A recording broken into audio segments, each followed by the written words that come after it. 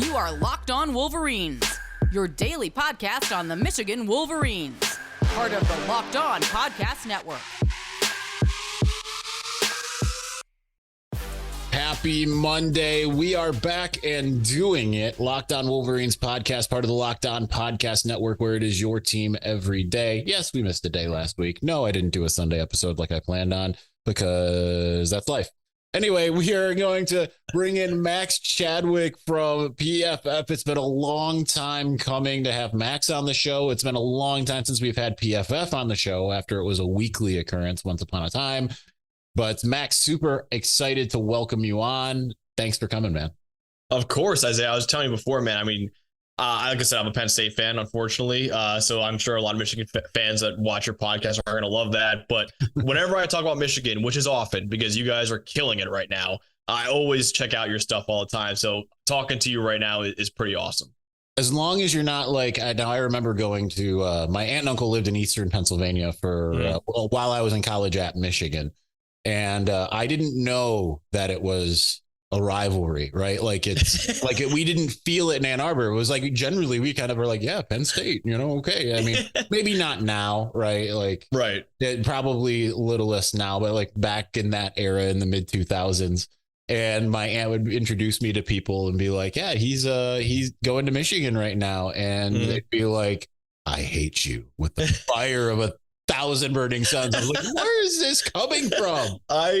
I love that. And it reminds me, I think it's Mad Men, the show where someone comes up to Don Draper and they're like, I hate you. And I feel like that's Penn State fans to you guys. And Don Draper goes to them. He's like, I don't even know who you are. That's kind of how I feel you guys are with us, where it's like, we hate you in Ohio State. And you guys like, all right, man, like we really care about each other. Like you're the little brother right now. And yeah, that's kind of how we feel about it right now. It's like, oh, we can't stand Michigan. We can't stand Ohio State. And you guys are just like, okay, whatever, man. That's fine. A little less so now, I think. We spend a lot of time on the show. I no offense, but I spend a lot of time talking about how a lot of the Penn State of it all is because every year it's, well, Michigan's going to fall off, right? Like this is probably the first time that hasn't been the case. And in a long time, because it's always like, no matter who Michigan's bringing back, it's like, well, Michigan's clearly going to go 7-5. And even if Penn State went 7-5 the year before, it's like, well, they're going to be amazing. They're probably going to win the national championship. It's like, why? So like, there's a lot of frustration. This is why I think it is more of a rivalry here now, is because I think fans are really frustrated with the perception of both programs. But we're not going to talk about Penn State. We'll leave that for another day. We'll leave that closer to the season. Let's discuss. You said Michigan is, as you said, killing it lately. Give me, especially as someone that is both a Penn State fan, but more importantly, someone who spends their living analyzing what college football teams are doing. What do you see from this Michigan football program? If you were to kind of tell someone who knows what college football is, maybe they stepped away from the sport for 10, 15 years, and you're trying to give them an explanation of what Michigan is in your eyes, what is that pitch? So the pitch, I would say, for Michigan is just like the talent development. I think that Jim Harbaugh and the staff have been doing have been unbelievable. And the talent retention, too. I mean, Blake Corum was, in my opinion, one of the best players in college football last season. He would have been a second-round pick. He ended up not declaring for the draft, which is a shock to me and a bunch of other people. Goes back to school. I think right now, I mean, it's going to be a hot take because Georgia obviously is the reigning back-to-back national champions.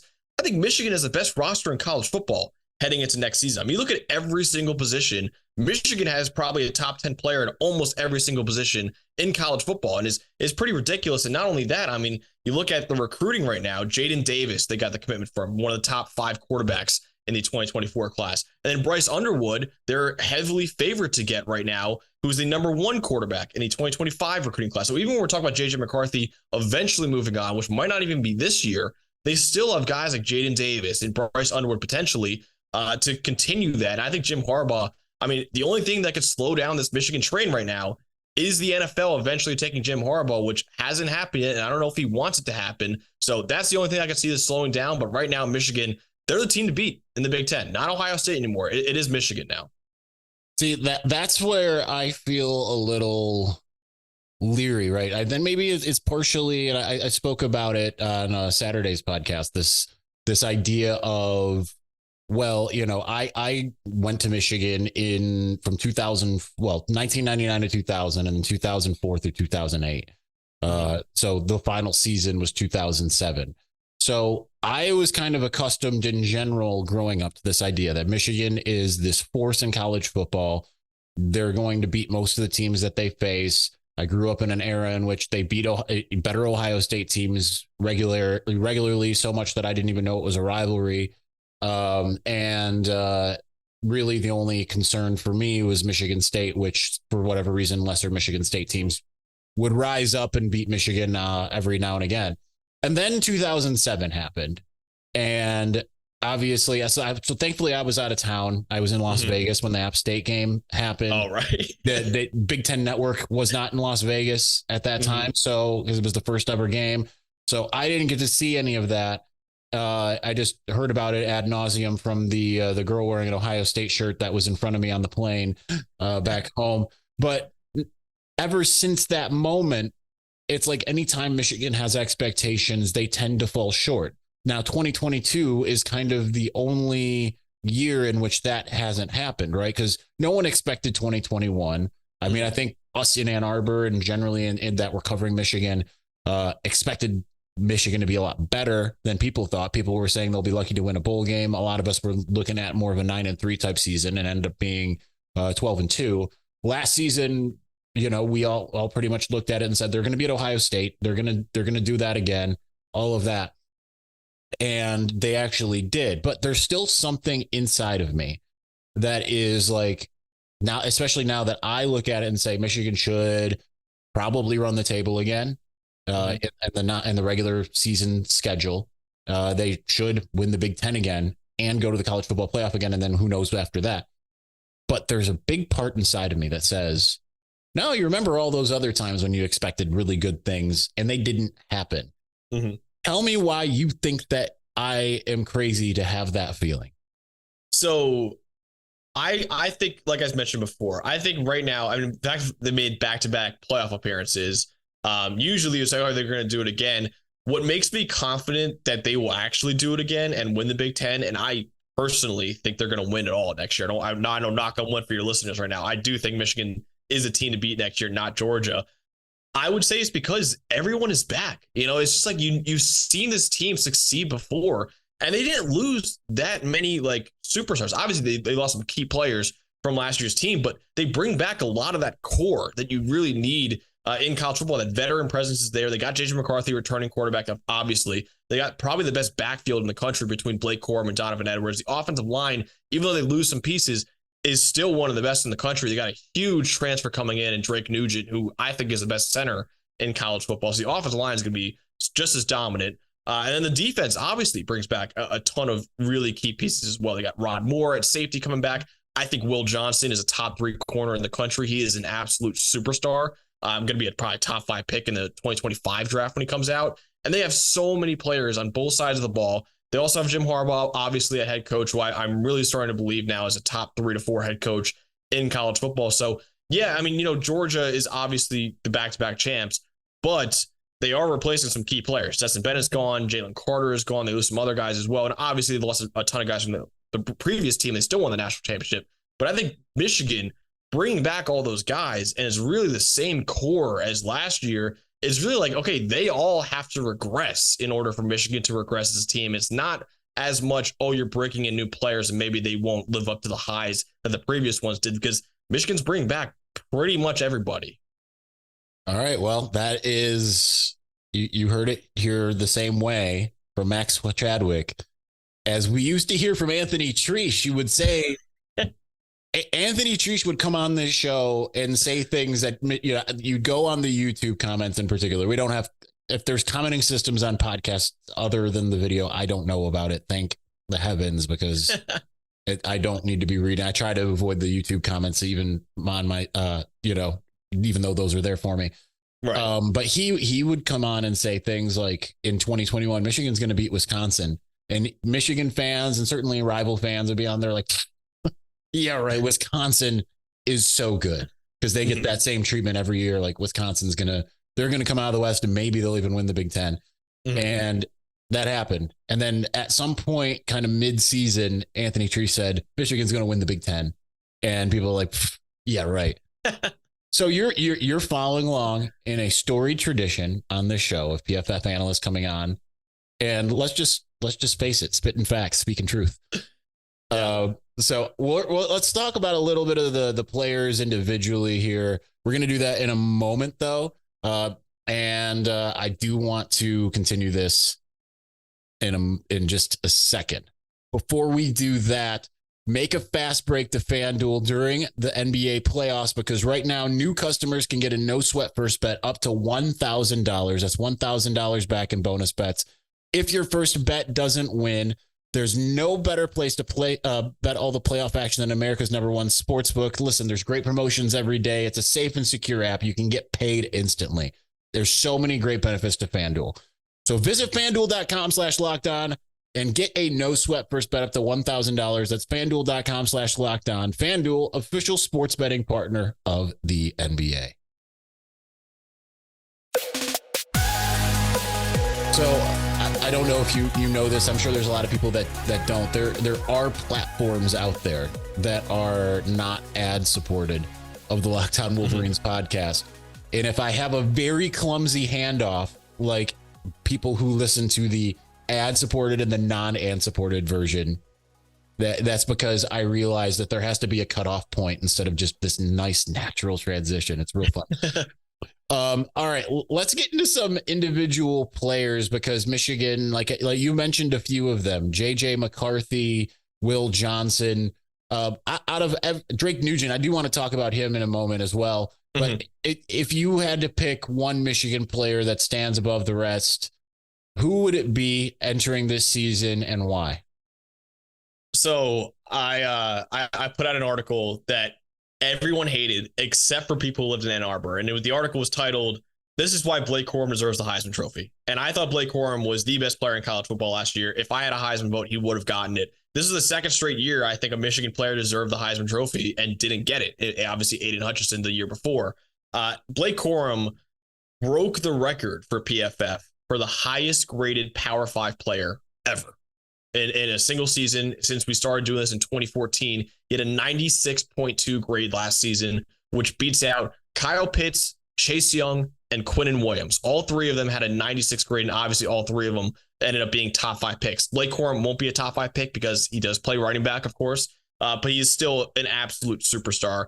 And that's what I was mentioning before, when he was that good, and obviously the injury at the end kind of killed Michigan, but when he was that good and then he comes back to school, that is saying a lot. And I think he's like 30-1 to win the Heisman next year, which I think is insane. You know, he's like tied for 16th in odds or something like that. If you like gambling, I would put some money on Blake Corum, because I think he's gonna be the engine once again for that Michigan offense. And of course, he's gonna probably split a little bit of time with Donovan Edwards, but Blake Corum, I think, is one of the best players in college football, and he's definitely the best running back in college football. I thought he was robbed of being a Heisman finalist, robbed of the Doak Walker Award, even though Bijan Robinson was phenomenal last season. I thought Blake Corum was the best running back in college football, and he would have gotten my Heisman vote, like I said. So that's the guy where it's like, that's your star player. He's coming back too. So I think he's a top 3 probably Heisman candidate next year, not getting nearly enough love that he deserves. Now we spoke on one of the shows earlier this week, I believe it was Saturday, about the idea of Michigan having a high profile running game, while maybe like if expanding that pass game a little bit. Obviously you got JJ McCarthy entering year 3. We saw some different things from him. We've seen other programs being able to run the ball kind of in a similar fashion to what Michigan did last year, while also having high profile pass games. I went over a series of stats of the last essentially 15 national champions. The only team that wasn't generally eclipsing what Michigan's current single season passing record is, which was 3,331 yards completed by John Navarre in 2003, have been a couple of those mid 2010 Alabama teams. Otherwise, everyone's well eclipsed that. And you look at a lot of those teams, they're still running the football kind of with a similar clip to what we saw Michigan do. So with that in mind, Should Michigan expand the pass game? And what have you seen from JJ McCarthy that tells you yes or no? Yeah, I think the run game obviously should still be the bread and butter of that offense, especially when you have two top 10 running backs in the country coming back to school, and Blake Corum and Donovan Edwards, who, Edwards, I honestly, when Corum announced he was coming back, back in my head, I was saying to myself, there's a chance Edwards might transfer now, because Edwards is one of the best running backs in the country and would have been one of the best running backs in the draft as well in 2024. And I was talking to Dave Safar, who of course, big Michigan guy. He's like, no, man, that guy bleeds blue. So good for him that Michigan brought both of those guys back. But JJ McCarthy, I like a lot. I've seen some first round hype for him in 2024. I'm not quite there yet, but he is a really talented quarterback. Obviously, a former highly rated recruit coming out of high school. Excellent outside of structure. He's actually 5 touchdowns outside of structure, trailed only Caleb Williams, Drake May, and Bryce Young among Power 5 quarterbacks. So this is a guy who obviously loves to create plays on his own. He was inconsistent last year for sure. Obviously that TCU game threw a couple pick sixes, but also like that game really showed the roller coaster that is JJ McCarthy, because you say, oh, the guy tossed 2 pick sixes in a playoff game. You're like, oh, he lost the game for him. It's like, no, he actually played pretty well in that game outside of those 2 plays. So he's kind of a roller coaster still. Hopefully he kind of reins it in a little bit. But yeah, that's why I think they're going to rely on the run game, let JJ maybe develop a little bit more as a passer. And I know a lot of Michigan fans are expecting him to leave after this year. I'm kind of thinking maybe he comes back for his senior year when Corum and potentially both Corum and Edwards leave. And then JJ could really take over as the guy in the Michigan offense and not just the quarterback that hands the ball off to Blake Corum and Donovan Edwards most of the time. So yeah, so I'm kind of expecting maybe it could be 4 years that we save JJ McCarthy instead of just this being his last season. I've been saying that for some time, and it's largely just because I think he's that type of dude that is. I don't think he's got his eyes on like the NFL being his primary goal. I think it's going through the journey, I think, is a big part, and I think that's a big thing. Drake Nugent, you said that in your eyes, he is the best center in the country. That is some very, very high praise. I've been saying that he's going to be somewhere between what Andrew Vistardis was 2 years ago and Olu Oluwatimi. But I if you say that he's the best center in the country, that might be a lot better than what I'm thinking. So we haven't seen him yet, right? Like, because he's been at Stanford. He was precluded from the spring game with an injury. So tell us a little bit about what you have seen from Drake Nugent that brings you to that conclusion.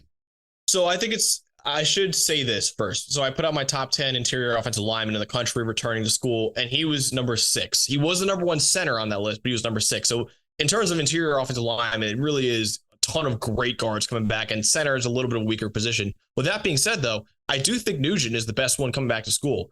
He's the most valuable. We have a wins above average stat at PFF. If any of you follow like baseball or like that, think of it as a kind of like a WAR stat, wins above replacement. We have that for college football and NFL. He's the most valuable returning center in the Power 5. And this is another reason why I think Michigan's bread and butter is still going to be the run game, because Drake Nugent is a people mover in the run game. He had an 84.1 run blocking grade, was 3rd among all centers in the country last season. So, Dave Safaro, again, likes to always say A gap, B gap for Michigan. That's going to be very alive and well next year with Drake Nugent creating holes. And it's kind of scary when the Outland Trophy winner leaves, and like you said, Oluwatimi, and then if they bring in the best center in the country to replace him. So yeah, that's why I think Michigan's 2-time defending Joe Moore Award winning offensive line, maybe it could be 3 times, because they have some studs, especially along the interior between obviously Zach Zinter, of course, too, who I think is a top 3 interior offensive lineman in the country, and Drake Nugent, who I think is best center in the country. So yeah, that interior of the offensive line for Michigan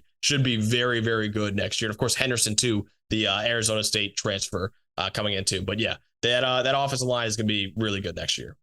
Yeah, and I think that's I've seen a few, very, very few. I mean, honestly, like I can't even remember, but it was some of those ones there. So, well, the offensive line is going to take a big step back. I don't see it given. Again, it's of the returning guys who were already in Ann Arbor, because remember they lost two players to the draft, Olu as well as Ryan Hayes. For the other 3 positions, they have 6 guys who have started those 3 positions, and then Jeff Percy, who's also started left tackle. It's an embarrassment of riches, to say the least, of what there is there. All right, I know I'm keeping you really long. I hope that you don't mind, because I do want to ask a little bit about the defense. So let's do that as well.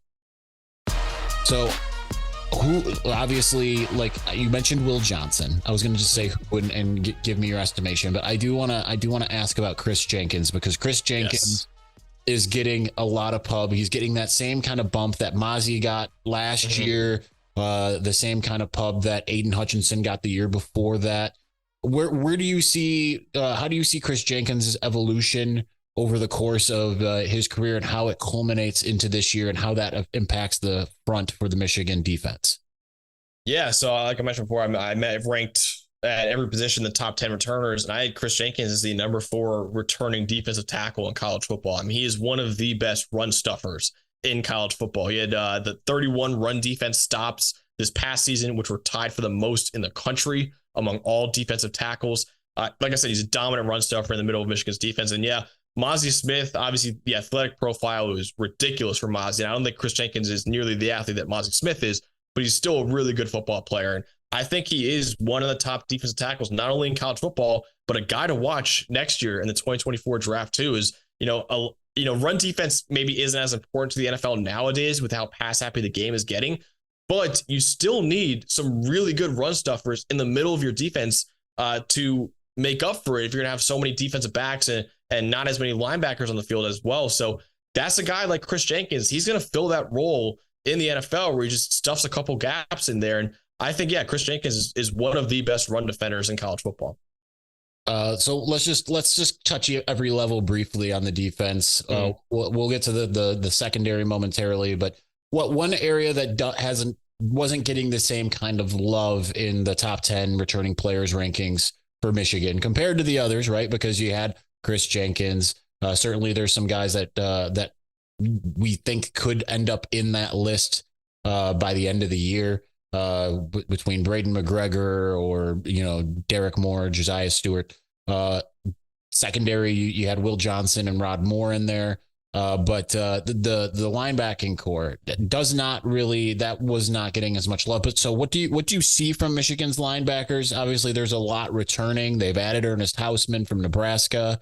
You would have seen him a little bit more than Michigan fans outside of the spring game. What do you think of what the linebackers are at this moment for the Wolverines? So yeah, you mentioned I didn't have any linebackers in the top 10. I could tell you right now that 2 of them were like maybe 11 and 12, honestly, when looking at it. It was very difficult to leave out not only Junior Colson, who I know a lot of Michigan fans love, super athletic linebacker, love how he flies around the field. But the other one who I love too is Michael Barrett. He's a guy that I think is very underrated on Michigan's defense, and he's a phenomenal player, especially as a pass rusher and in coverage too, Michael Barrett. Whereas I think Junior Colson more is a dominant run defender. I think Barrett is a lot better in pass rushing and coverage situations. So yes, I didn't have any Michigan linebackers crack the top 10, but that's not saying they don't have a good linebacking core, because I think both Junior Colson and Michael Barrett, and of course Ernest Hausman too, that's still maybe the best linebacking core in the Big Ten right now, and one of the best in the country as well. So yeah, even though I didn't rank any of them, I will say that both Junior Colson and Michael Barrett were just outside the top 10 of that list. Well, that I'm sure is going to at least alleviate some. No, don't want to say fears. I don't think anyone's really fearing it, but at least I always say you have to have a dominant linebacking core in order to win a national championship. You see it almost every year, and that hasn't been an area that Michigan's necessarily recruited those elite guys, right? Even though Junior Colson was a 4-star, Devin Bush was a 4-star to most, but I think a 3-star to 1 or 2 of the recruiting services at that time.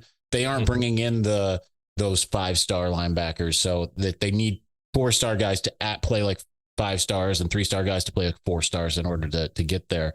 All right. Lastly, let's discuss the secondary. Rod Moore and Will Johnson. Like you mentioned, Will Johnson as being a top 3 corner. I mean, he only really got 6 games-ish worth of play last year.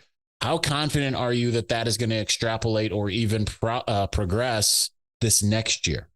Oh, I am all in on the Will Johnson hype train right now. I mean, yes, you mentioned he kind of only played around the 6 games of that season, but what he showed when he played was everything he was hyped up to be and more. I mean, remember, he's a top 20 recruit coming out of high school, and even a top 20 recruit is probably too harsh based off what he showed as a true freshman. I mean, he was absolutely locked down this past season.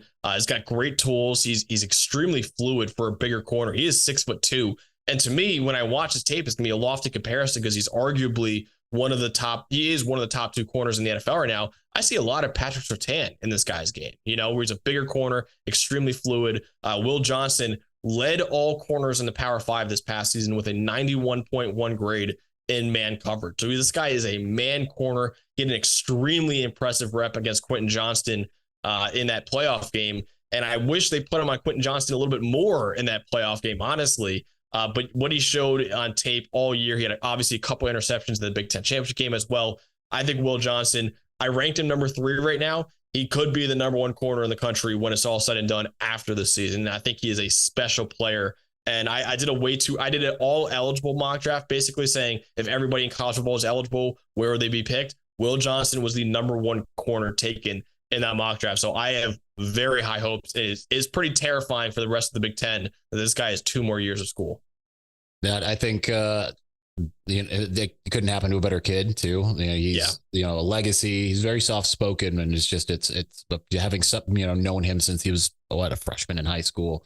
To see that emergence, you never know, right? You never know when you cover recruiting that way if a guy's going to turn into that. Lastly, Rod Moore, he did make your list. He's a guy that Jim Harbaugh said that if he would have, because he was a 3-star coming out of high school in Ohio, didn't have that Ohio State offer, but Jim Harbaugh said that if he would have stayed in school, because he's young, he would have stayed in school one other year and graduated with the rest of his age group, he would have been a 5-star.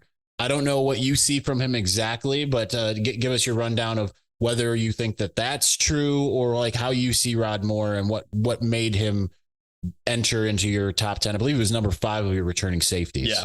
Yes, he was number 5. And I think that's fair from Jim Harbaugh. And I think Rod Moore, you can make the argument, he's probably the most well-rounded safety in college football coming back. I mean, he was one of only 2 safeties in the Power 5 this past season who had 80+ grades, both in coverage and as a run defender. And the other one, who was the other Power 5 safety who had 80+ grades in both aspects, was Brian Branch, who ended up being a day 2 pick in the NFL draft. I thought he should have been a top 15 pick, honestly, in the NFL draft. On the Detroit Lions now.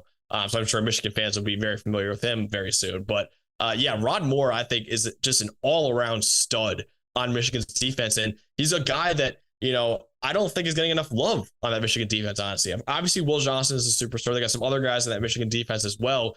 I think Rod Moore is just that very safe safety, honestly, and he just never really screws up in any aspect of the game. So run defending, coverage, usually you see safeties excel in one of those areas. Rod Moore excels in both of them, which makes him, I think, a top 5 safety in the country. Well, Max, believe it or not, this is the first time that out of all of the great PFF personalities, we've had so many of them that, current former guys, ranging from Austin Gale to Anthony Treesh has been a mainstay, Seth Galina. You're the first one that we've gone the distance with. Maybe part of that is my own selfishness that I didn't want to let you go after 2 segments like I normally would. But you went the distance. So thanks for joining, man. Very, very excited about it. Dude, I really appreciate you having me on. You cover Michigan football probably better than anyone I know, obviously. And Dave, so far, I know is really appreciative of you too. So I really appreciate you having me on. Well, absolutely. Hopefully we'll make this a regular deal as we get closer to the season and in season. So come back anytime. And so for Max Chadwick over at PFF, I'm Isaiah Hole. We'll talk to you again soon. Thanks for watching and or listening. Peace.